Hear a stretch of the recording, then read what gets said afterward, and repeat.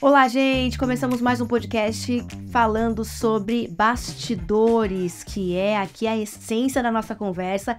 A gente traz elementos, né?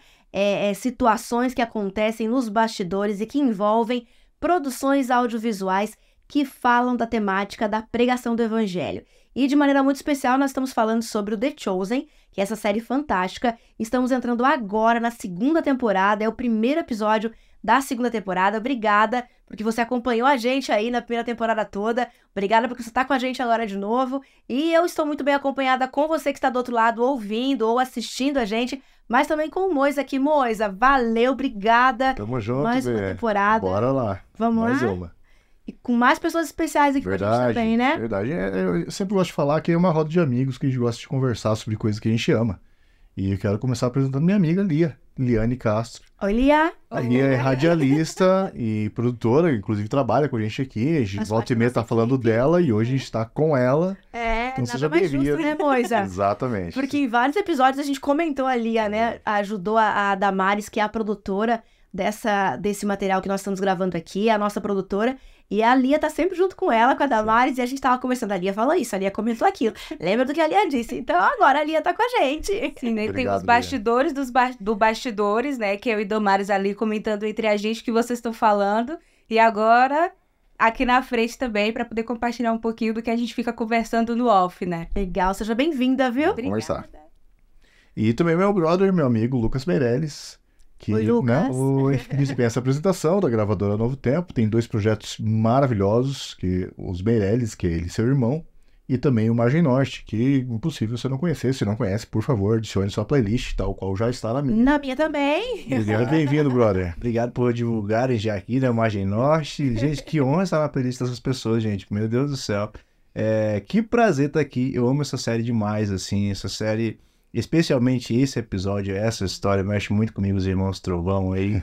Mas a gente vai conversar muito sobre ele hoje. Mas obrigado, gente, pelo convite. É muito legal estar aqui com vocês. Legal, obrigada, Lucas. Já aproveita e já fala pro pessoal que está nos acompanhando como é que eles podem te encontrar nas redes sociais. Então, nos ministérios, eu vou começar pelos ministérios, Okay. né? @Margem Norte e @Os Meirelles, né? Os Meirelles foi o meu irmão, Margem Norte o grupo, né?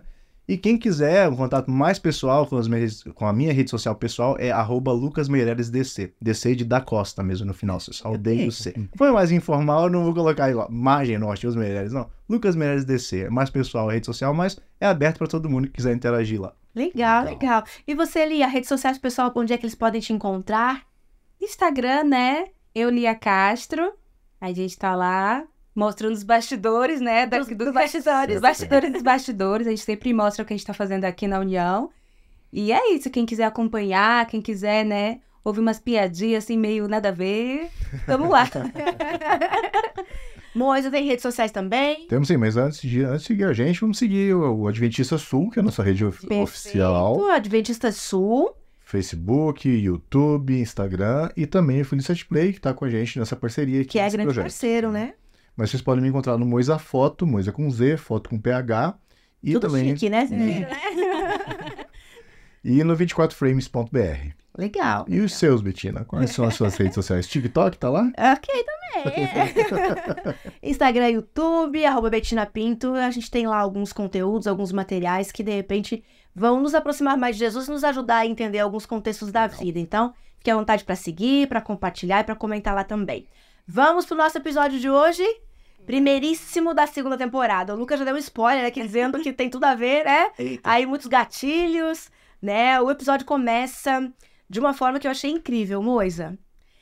É algo que a gente imagina que tenha acontecido, né? Para que a gente possa ter hoje a Bíblia na mão, né? Alguém ouviu alguém a respeito das experiências que tiveram com Jesus para que fossem relatadas. Sim. Mas é uma forma incrível da gente recapitular, né, o encontro dos personagens com Jesus que aconteceu na temporada anterior. Então é um elemento narrativo muito poderoso esse também, né? E assim, eu acho que eles foram meio audaciosos nesse episódio, né? Porque eles começam de uma maneira ali que não é exatamente cinematográfica. Sim. Ela parece meio documental. Parece os bastidores, né? Eles conversando. Isso, meio testemunhal, meio making off ali, o discípulo conversando quase que com você ali, né? Então é bem audacioso isso daí e lindo, né? Que tá uma luz bonita e eles ali com a maquiagem que dá uma envelhecida neles, já pra gente entender que aquilo é no futuro. Então já começa com o pé na porta esse episódio aí, de uma maneira muito linda. E frases muito impactantes, né, Lia? Nos relatos ali que a gente assiste no comecinho, né? Sim. Maria, quando fala ali, né? São os começos de todo mundo, né? E aí é literalmente o começo do primeiro capítulo de João, que, né, é o meu livro favorito da Bíblia. Eu acho que a forma como João conta sobre Jesus é muito bonita, é muito... Sei lá, ele pega um íntimo, assim, que faz com que toca o seu coração, assim, de uma forma muito, muito especial. E você começar a ver esses relatos, né, de uma forma mais documental, os inícios de cada discípulo, é muito interessante de ver. E aí você vê o início de Maria, que é a mãe, e tipo, ela tá ali, o início dela foi na barriga dela. O início dela foi um chute na barriga dela, que foi a primeira vez que ela sentiu Jesus dela, né? E é literalmente dentro dela. E aí João, naquela expectativa de eu preciso escrever, eu preciso deixar isso registrado. E a gente já vê que Big James, né, o Tiagão já tinha falecido ali naquela época já. E você vê que ele quer fazer isso, é um feriado, eu não lembro qual é o feriado judaico. Shiva, uma coisa assim. Que eles estão todos reunidos. Você viu que ninguém lembrou aqui, né? Ficou um silêncio geral, né? Tudo bem, segue a conversa. Não tá nas anotações. Ele tá aqui no script. E você vê que ele tem essa preocupação de deixar registrado. E Maria se questiona, né? Tipo, mas por que agora? Por que nesse feriado? Porque a gente não sabe o que vai acontecer. O que vai acontecer. A gente pode não se encontrar, a gente não pode ter todo mundo junto depois. Hoje estamos todos aqui, né? E aí ela fala uma frase que pra mim ele fala, né, que ele tava no ciclo mais íntimo de Jesus, que vivia, que ele o amou. E aí Maria olha pra ele e fala, ele amou a todos vocês, só que você tem essa vontade, esse desejo mais forte de falar sobre.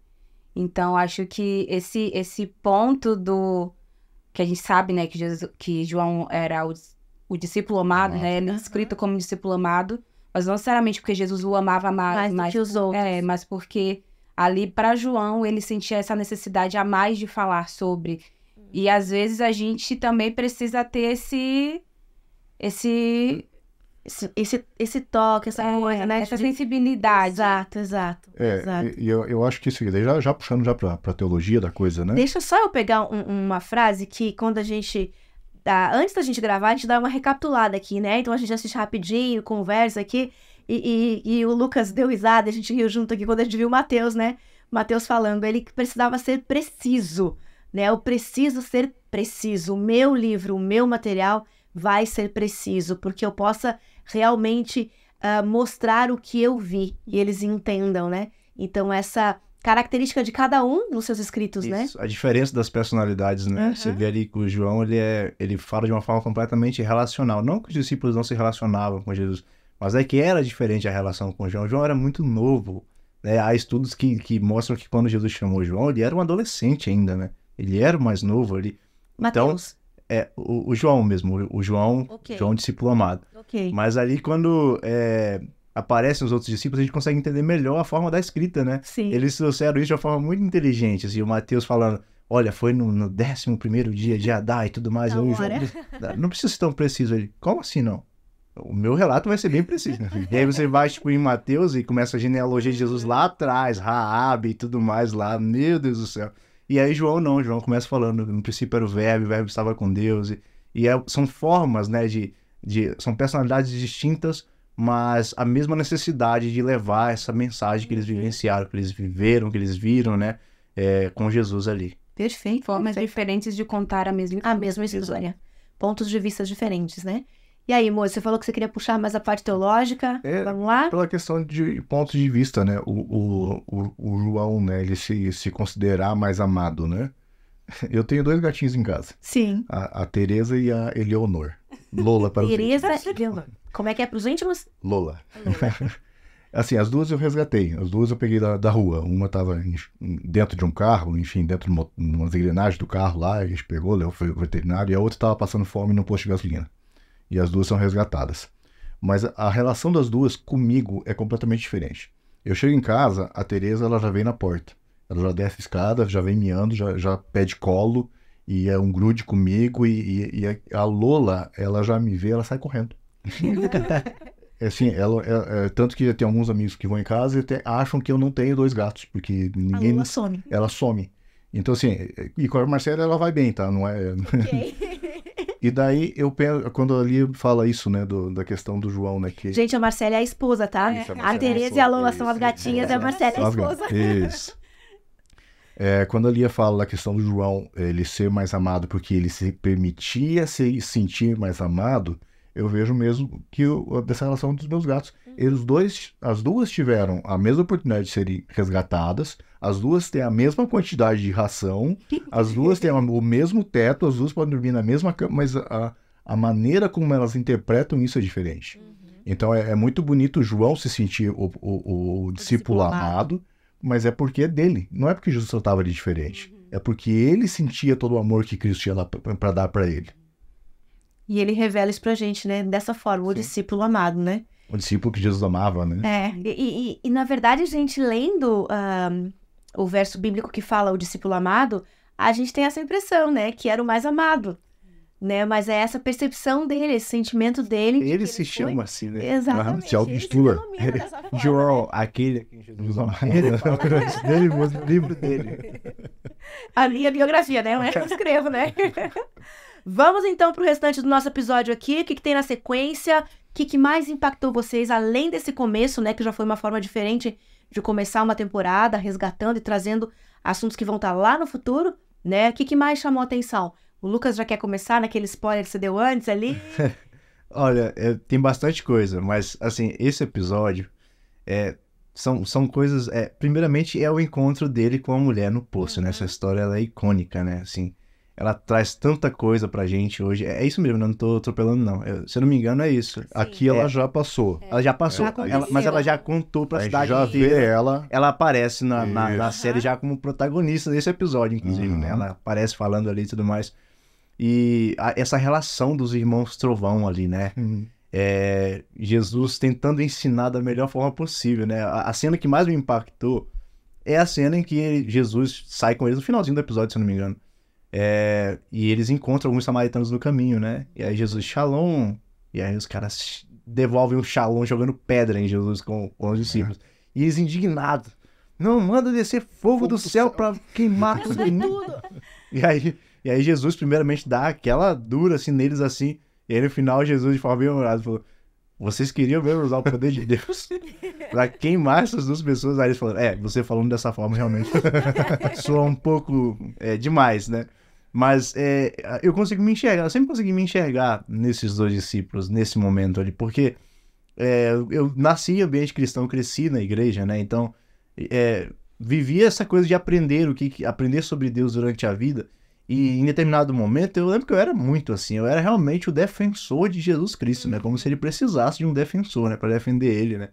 E às vezes esse zelo exacerbado, ele leva a gente a nos achar superior às pessoas. Superior, achar que nós realmente temos algum merecimento a mais. Jesus pergunta isso pra eles: vocês acham mesmo que vocês têm mais merecimento do que os samaritanos, né? De receber essa mensagem, né? Essas pessoas estão acreditando em mim sem nem me ver fazer milagre. Só com um testemunho, né? Então, assim, é um aprendizado constante. São pessoas que estavam ao lado de Jesus o tempo todo, né? Os discípulos ali, imagina a gente, né? Que a gente só ouviu as histórias, né? E Jesus fala, bem-aventurados que só ouviram, inclusive, né? Por isso, porque ele entende a dificuldade. Mas é um episódio riquíssimo de aprendizado pra gente com esses dois discípulos, né? Muita coisa ali. Lia, pra você, o que na sequência aí do episódio tem que tocou lá no coração, que chamou a atenção? Como eu já falei no início, o livro de João é o meu favorito. Sim.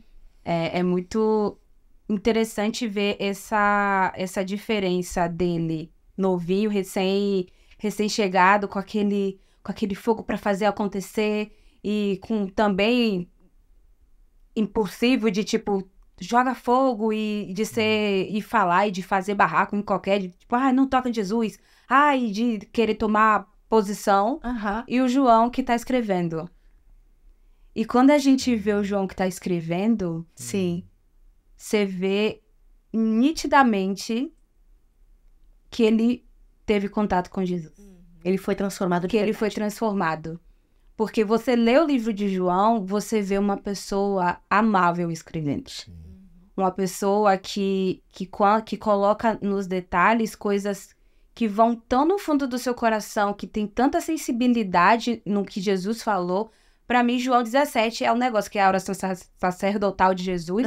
Aquilo ali me desmonta toda e, tipo, é tão rico em detalhes, é tão cheio de colocações importantes. E aí você vê o João antes, no início, que não queria saber de nada e que, tipo, ai, não gosto de samaritano, não quero saber de vocês e vai ser fogo no céu sim, porque você não vai falar assim com Jesus. Quem é você pra falar assim com Jesus? Samaritano?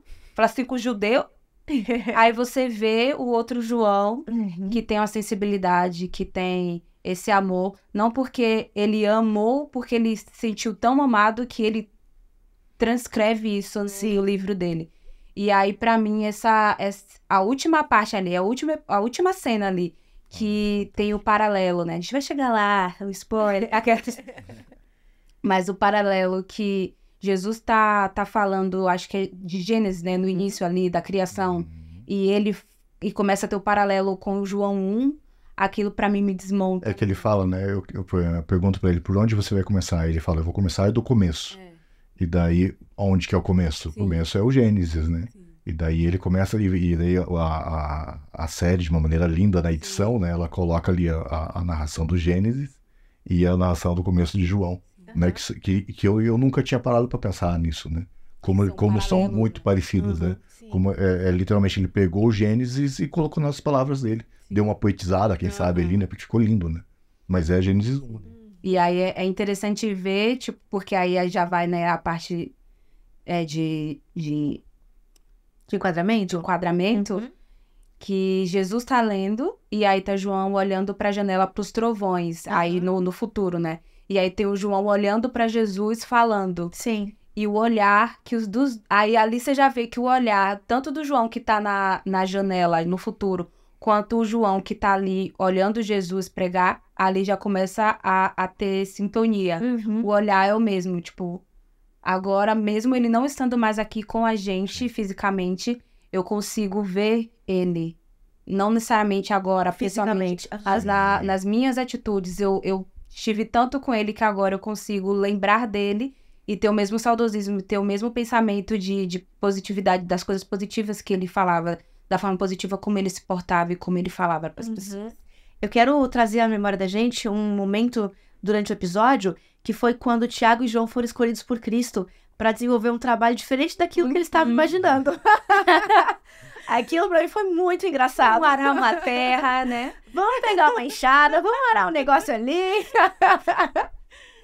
Como é que vocês estão vendo isso? Como é que vocês viram esse É muito engraçado, né? Muito engraçado. Primeiro porque é muito inteligente eles falando, né?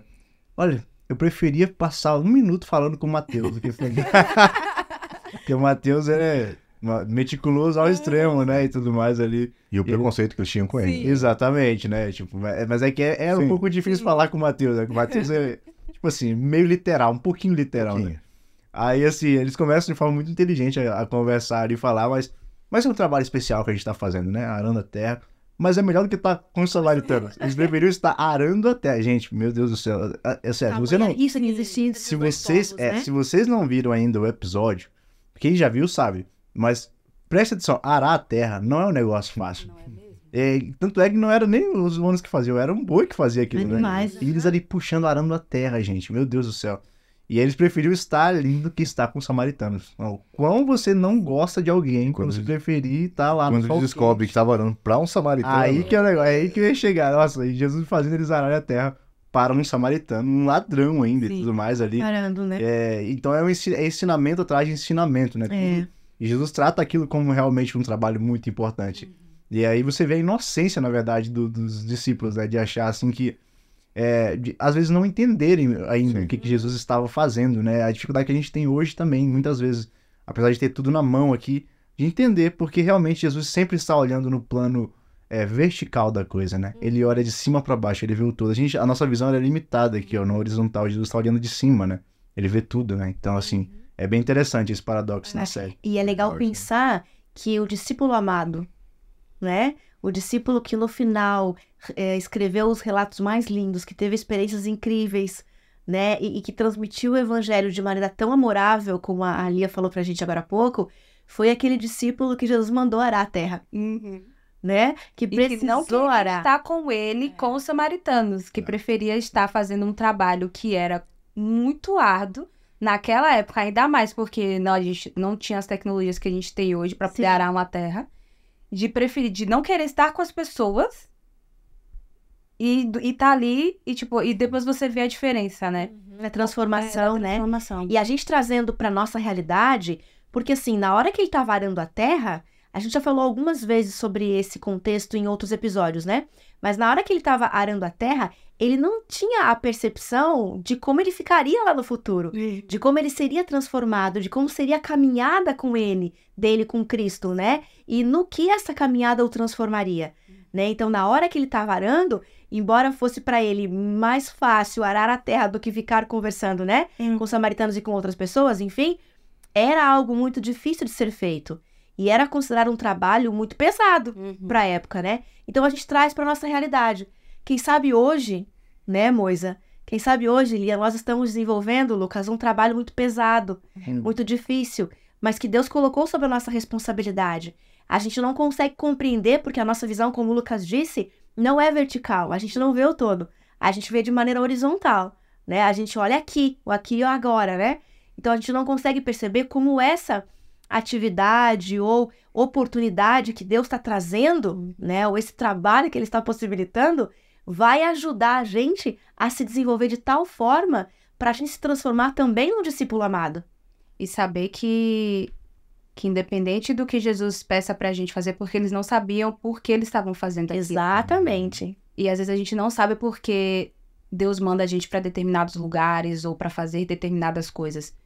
E estar sensível até ao toque de Jesus, porque às vezes a gente vai fazer algo que não necessariamente a gente vai entender naquele momento o porquê. Ali, nesse mesmo episódio, a gente já sabe o porquê eles fizeram, né? Eles já tiveram a resposta de forma rápida. Mas, às vezes, não necessariamente você vai ter essa resposta tão rápida assim. Do porquê você fez isso, do porquê você precisou arar uma terra, a terra da sua vida, e que foi tão difícil, que tinha pedra, e que você precisou suar e se esforçar tanto para chegar até um determinado momento. E você vê aquilo pronto e você fala, tá, mas por que eu fiz isso? Às vezes, o resultado não é para você ver. Eu tive a oportunidade de fazer um projeto na Jordânia, que é algo que eu sei que eu não vou ver os resultados daquilo, do que eu fiz lá. A gente deixou o espaço apropriado para que tenha o plantio, mas eu não sei como Vocês araram a terra. A gente arou a terra, literalmente ali, mas eu não sei o resultado daquilo.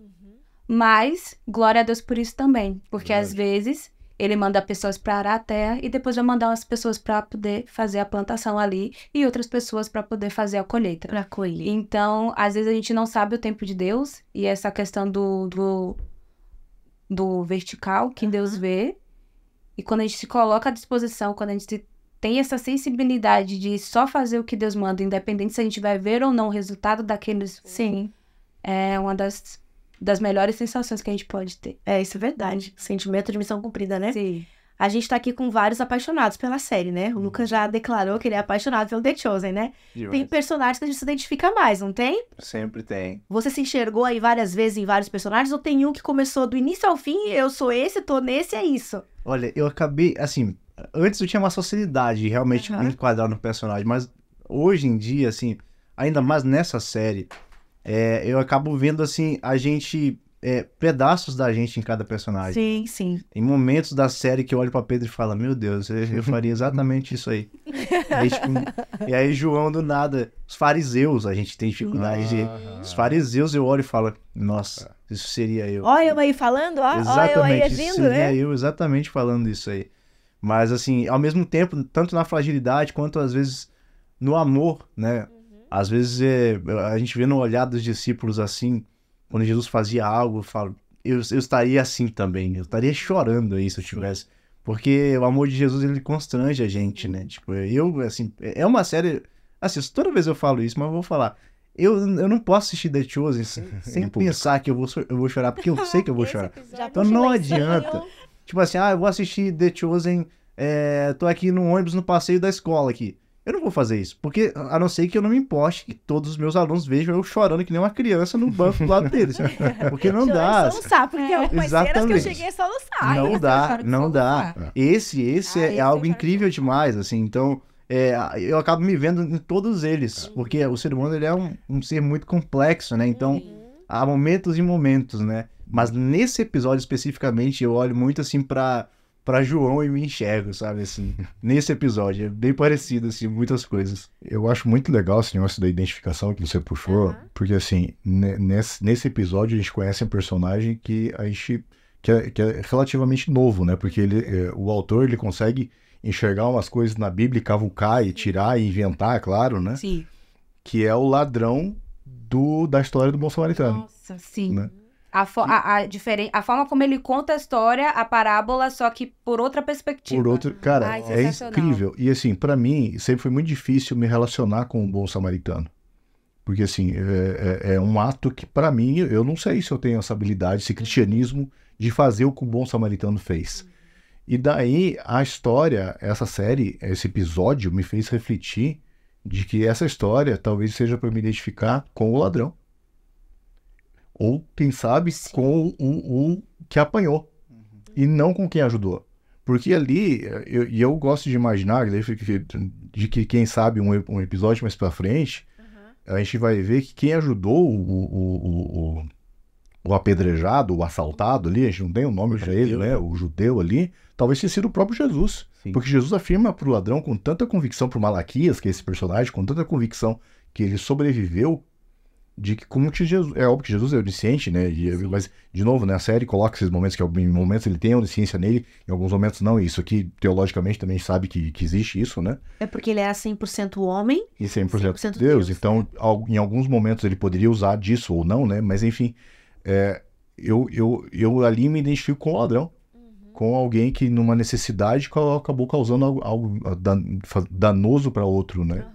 E que a misericórdia de Cristo ainda vem assim e me salva, mesmo eu sendo um ladrão, mesmo eu tendo essa carga de culpa, de peso, reconhecendo os erros. Né? Nossa, você colocou um ponto que eu tinha esquecido, né? Do Malaquias, né? Do ladrão, que quem nunca, né?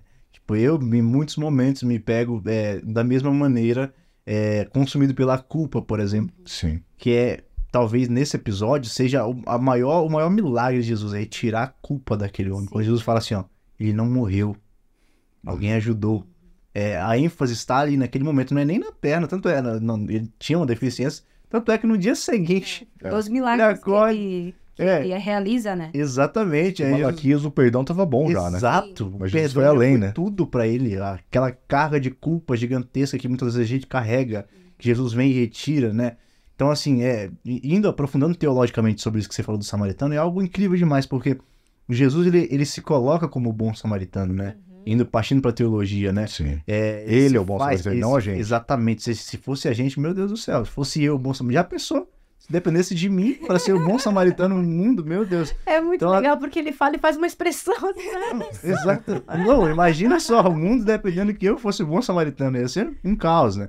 Então, assim, quando Jesus ele se coloca como bom samaritano, há muitas implicações nisso, porque Jesus ele se coloca na nossa condição. Então ele se coloca como alguém que seria odiado pelos próprios discípulos. Como alguém que supostamente indigno, né? É como se ele se sujasse para nos encontrar. Nossa, né? Forte. Então, assim, exatamente como ele se coloca na nossa condição, como um ser humano e ainda mais como um bom samaritano. Então, tipo assim, ele é o bom samaritano que vai, resgata e tudo mais. A gente, muitas vezes, a gente é o judeu mesmo. O sacerdote, o levita, que passa por ali.